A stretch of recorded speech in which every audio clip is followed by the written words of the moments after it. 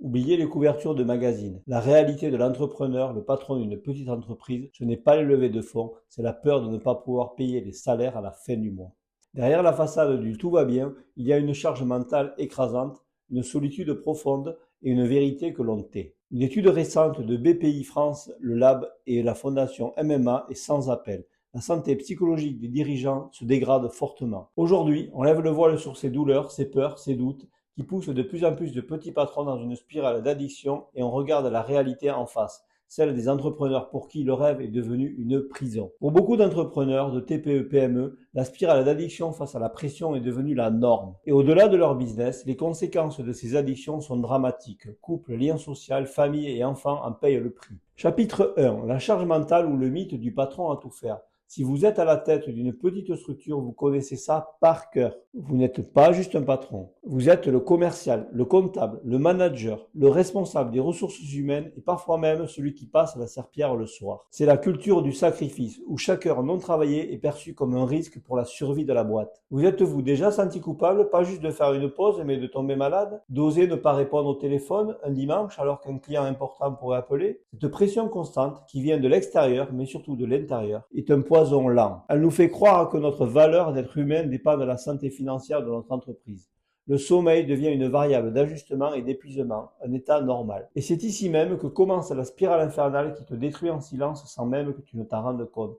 Le pire, c'est que personne ne le voit. Le problème, c'est que cette charge mentale infinie est le chemin le plus court vers l'effondrement. Le stress chronique empêche de prendre les bonnes décisions. Le manque de recul tue la créativité. On pense tout contrôler alors qu'en réalité, on devient le principal frein au développement de sa propre entreprise. Le travail n'est plus juste un projet, c'est une obsession. Une fuite en avant pour ne pas affronter l'angoisse du lendemain. Et cette obsession porte un nom, le workaholisme, l'addiction au travail. J'ai moi-même connu ça pendant une vingtaine d'années. Et le résultat, pas de week-end, pas de vacances pendant plus de 10 ans et plus de vie sociale. Le paradoxe, c'est que je prenais moi-même la liberté et que je me suis moi-même enfermé dans la prison de l'entrepreneuriat. Chapitre 2. La descente. Le travail comme une seule bouée de sauvetage. Être workaholic, ce n'est pas aimer son travail, c'est en dépendre. C'est l'incapacité à déconnecter son cerveau, ce besoin compulsif de faire pour calmer une angoisse. Une angoisse nourrie par des peurs bien réelles. La première, c'est la peur viscérale de l'échec. L'angoisse que tout s'écroule, emportant avec elle les économies d'une vie, la sécurité de votre famille et l'emploi de vos quelques salariés. Pour le patron d'une TPE qui est souvent le seul actionnaire, la pression est maximale. Travailler 70 heures par semaine devient une stratégie, souvent inconsciente, pour garder la tête hors de l'eau. La deuxième, c'est le besoin de validation. Votre boîte, c'est votre bébé. Son succès est la preuve que vos sacrifices paient. Chaque nouveau contrat, chaque commentaire client positif est une dose de dopamine. On devient littéralement accro à ces récompenses pour continuer à tenir, pour se prouver qu'on a eu raison de se lancer. Enfin, c'est le plus insidieux, le travail est un refuge, un moyen de ne pas penser ses problèmes personnels, à la solitude du dirigeant, à ce sentiment de n'être jamais à la hauteur. Se noyer dans le travail, c'est plus simple que d'affronter ses démons. Le drame, c'est que cette addiction est socialement acceptable. Il se donne à fond pour sa boîte, dit-on. Pendant ce temps, le vide se creuse. Et pour tenir ce rythme infernal, beaucoup cherchent d'autres béquilles. Selon une étude, un quart des dirigeants avouent avoir déjà été confrontés à une addiction, que ce soit à l'alcool, au tabac ou aux médicaments. Des substances pour tenir le coup face au stress ou à l'inverse pour réussir à s'anesthésier après une journée sans fin. En ce qui me concerne, mon addiction était le cannabis. J'avais l'impression de déconnecter, de lâcher la pression et de mieux dormir. Quand je repense à cela avec une dizaine d'années de recul, je prends conscience que je m'étais emprisonné dans une addiction qui ne m'apportait rien de bon. Chapitre 3. Le point de rupture.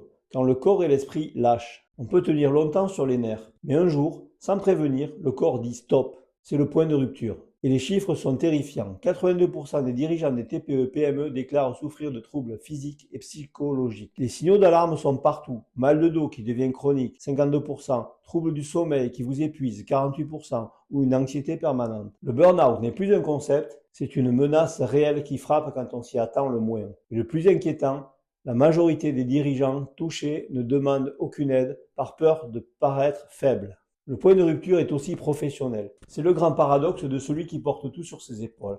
À force de tout vouloir faire, on devient le goulot d'étranglement de sa propre entreprise. On ne fait plus confiance, on refuse de déléguer à sa petite équipe et on finit par freiner la croissance qu'on cherche désespérément à atteindre. Enfin, le point de rupture est personnel. C'est le plus douloureux. Le conjoint et les enfants ne voient plus qu'une ombre, stressée, irritable, absente même quand il est physiquement là. On se réveille un matin, seul, en réalisant que la réussite pour laquelle on a tout sacrifié a un goût amer. On a gagné des clients, mais on a perdu ses proches. Face à cet abîme, deux chemins existent. Sombrer ou décider de remonter à la surface. J'ai passé plusieurs années à lutter pour tenir la tête hors de l'eau, mais au bout d'un moment, mon mental a lâché. J'ai failli tout perdre et y laisser la santé, et même plus, la vie. J'ai fini par sombrer fin 2015 dans un burn-out. J'ai mis plus d'un an à remonter à la surface. Aujourd'hui, c'est avec beaucoup d'humilité et de fierté que je dis haut et fort que m'être libéré de cette addiction est une des meilleures décisions de toute ma vie. L'addiction est un sujet qui me tient particulièrement à cœur après de nombreuses années à l'avoir vécu et à en avoir souffert. Oui, j'utilise le mot souffrir.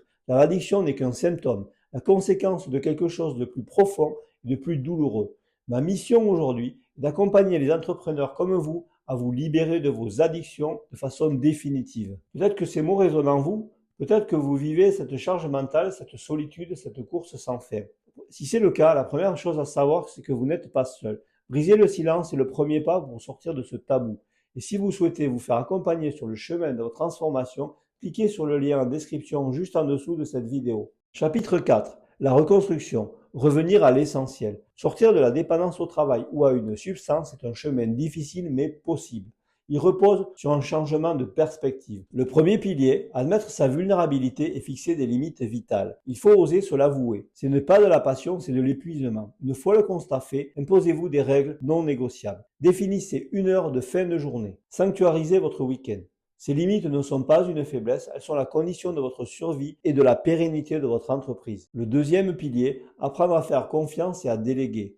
Même dans une très petite équipe, vous ne pouvez pas être excellent partout. Listez les tâches qui vous épuisent et qui ont peu de valeur stratégique et confiez-les. Acceptez que ce ne soit pas exactement comme vous l'auriez fait. Faire confiance à votre premier salarié ou même externaliser une partie de vos tâches n'est pas une perte de contrôle. C'est un gain d'oxygène pour vous concentrer sur votre vraie valeur ajoutée, la vision. Le troisième pilier, se reconnecter à une vie hors des murs. L'addiction se nourrit du vide. Si votre entreprise est votre seule source de satisfaction, chaque difficulté sera une menace existentielle. Retrouvez ce qui vous faisait vibrer avant.